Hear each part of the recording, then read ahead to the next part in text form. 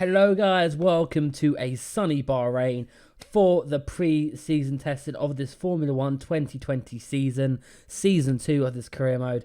And you can see straight away we've got some changes. We've got the Haas back in its white, Devon Butler there in his McLaren overalls, orange overalls this time, so a slight little change for the McLaren outfit. Number 26 on that Mercedes, which means only one thing: Danny Kvyat is there back at Mercedes still. Charles Leclerc still in the Mission Winnow uniform. Fingers crossed Mission Winnow will be a good change for them. But nonetheless, you can see in the Red Bull outfit, that is the only Pierre Gasly making it back at Red Bull. So who else is at Red Bull? We'll have to find out. Looking at Toro Rosso here, we've got Antonio Giovinazzi and Alex Albon. After last season in P4, it's going to be interesting to see how they can perform with a different type of outfit here. And obviously a bit more looking like the Red Bull colours of last year's season. But nonetheless, it was difficult times for Toro Rosso, definitely in the pre-season at least. It's going to be interesting to see how they can perform. Giovinazzi got off to an okay start, a little bit shaky compared to, let's say, that of Alex Albon. Obviously taking a year out, having to give his seat up for Lucas Weber being a test driver. He didn't settle in as probably best as he probably would. Alex Albon, on the other hand, looking to try and make up everything that he left out, but struggling qualifying. As you can see just there, he went off the track at the end of the corner. But looking at Red Bull, we are projected for P9 due to how pre-season tester went. Pierre Gasly had an issue straight away, and you can see he's got an issue with his gearbox straight away in the first part of the test. So Pierre Gasly not doing very well. Ourselves, on our filming day at Silverstone, we did pretty well. We had a problem with the brakes. It was a transitional theme for ourselves. We've got massive braking problems due to the new brake system we've got. You can see we go straight off the track, which obviously isn't great for ourselves. But Pierre, not the only person struggling to get this Red Bull hooked up. So this Red Bull does look very, very difficult to drive. But when this car does get hooked up, it feels really good. It's just a matter of finding that sweet spot and making it through and seeing what we can actually get out of this car, because it's got the potential. But obviously following last year, the engine is something that's going to need to be worked on, and we're going to have to do what we can to work on the engine, try and get it up to peak spec. And if we can't, it is going to be incredibly difficult. But hopefully see what we can do. If we can get the problems with the brakes, as you can see here, we get a double lock up. As it's going to be really, really tricky. But nonetheless, we're going to see what we can. But projected 9th in the season, that's not good. See what we can. And Pierre Gasly on board, you can see he's struggling with the car as well. So we're going to have to see what we can do with this Red Bull car. I feel like 9th, judging from pre-season testing, obviously that's a bit steep. But nonetheless, we're going to do the best that we can to try and get this car into podium winning opportunities and eventually race winning opportunities. Racing Point, a team that hasn't changed their lineup for the season. Lance Stroll and Sergio Perez had an okay season last year. They got P5. A little bit further down the order from the judging of pre-season testing. It wasn't an easy pre-season testing for Lance Stroll. You can see making a few errors in his days while he's driving the car. And a perfect example there of turn 1, struggling to get the car slowed down.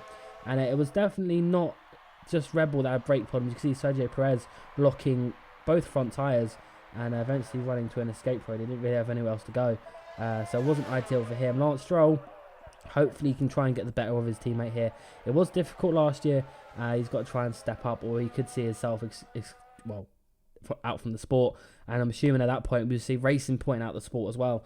Because if, Daddy's money isn't earning him enough points to win a race, then what's the point of Racing Point staying in the sport? But gonna have to see how they get on. Sergio Perez probably looking towards the end of his career now. I don't see him getting another big end move. And if he can't achieve that, then what is left there for Sergio Perez? Williams, on the other hand, looks like they've got to be moving up the grid a little bit. P7, Kubica and Russell not having a best session. As you can see, Russell's spinning it on the exit and luckily not damaging the car. Unfortunately for Robert Kubica, he doesn't seem to be having a much better time as well. You can see the Williams going straight on into the barrier there on day 2. The car just has got no grip and stability. You can see Russell is sliding as he's going around the left-hand corner there. And you can see it's not looking very comfortable to drive. It seems to be the theme of the Williams car. It's very on the nose. And if it's like that, it's not going to be very easy. You can see Robert Kubica now in the same place George Russell went. And almost off the track, siding sideways, and possibly ended up in the barrier. In fact, he does. So Williams are going to struggle just like last season. Ferrari projected 6th in the championship. This is not a good look for Ferrari.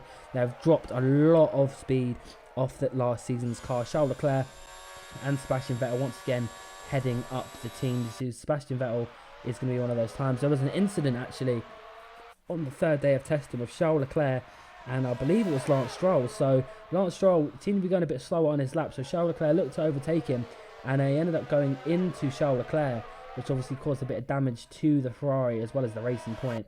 But Charles Leclerc obviously not happy with that. But Sebastian Vettel definitely had the biggest moment out of the two cars. A brake failure on a relatively high-speed track. Managed to get it slowed down, but if that gravel wasn't there, God only knows what the drama would have been. Charles Leclerc does look relatively quick, but at the same time, this Ferrari has got some problems.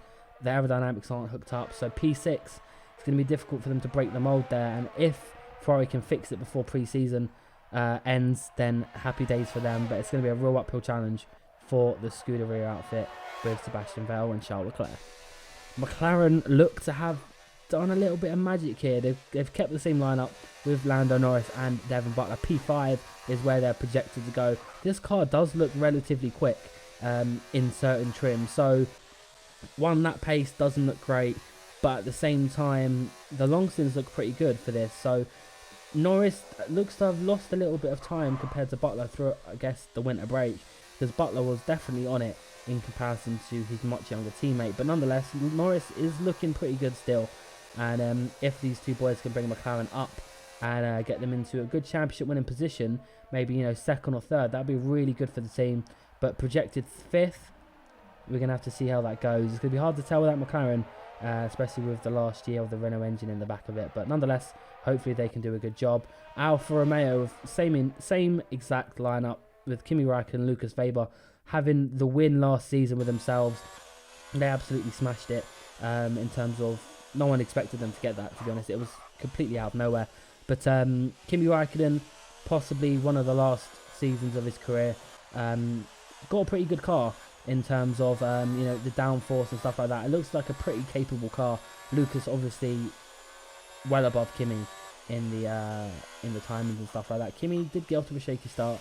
He had a few problems getting used to the car, but nonetheless, Weber does look like he's got the measure of Räikkönen again. And if Weber can get another win this season, then who knows where he could be in the championship. But Mercedes, sticking with the trend here, sticking with the same drivers from last season, they're projected 3rd. So there's 2 cars ahead of Mercedes that could win this championship if they're not careful. So Danny Kvyat not doing too bad for himself last year. Hamilton struggling to get to grips with the aerodynamics of this car. Quite a few cars have actually dropped it in that corner, the Toro Rosso and the Williams being one. But Kvyat, pretty familiar situation, took too much curb here and he ends up spinning the car around under braking. So another car that might have problems with its braking, but of course Hamilton looking to claim that 7th World Championship with the team. He's going to have quite difficulty considering the car doesn't really like the high speed corners very much. On the other hand, we've got Renault of the pairing of Hülkenberg and Bottas. Renault didn't even get very far out of the pit lane before their car broke down. This was the very first day. Hülkenberg just couldn't get much further. Later on in the session, he managed to actually get the car back up and running again, managed to put in some lap times. This car looks promising, in a sense. You know, it's one of those cars that you wouldn't think has got a great amount of pace. They're looking at around about 8th, but at the same time, it topped the time a few times. So it's going to be difficult to see how they can perform, if they can perform, and when they can get the car hooked up. Bottas, obviously being one of the drivers that's got a little bit of pace in him after being at Mercedes and Red Bull.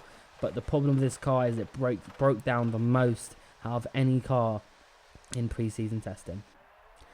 On to Haas. Now, Max Verstappen and Kevin Magnussen is the lineup. There's no Ricciardo. There's no Grosjean. Ricciardo's gone. He's left the sport.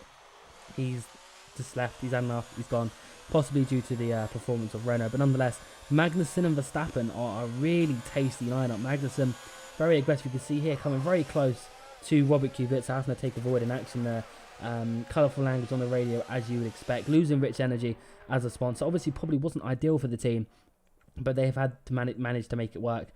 Gone back to an older livery. Magnussen, you can see, going really wide, spinning it around, Magnussen definitely having trouble. Verstappen, of course, as you would expect, has definitely got the faster package compared to Kevin. So if Magnussen can maybe step up a little bit, that would be pretty good. But Verstappen looks like he's got undeniable pace compared to him. But it'll be interesting to see how this all shakes up.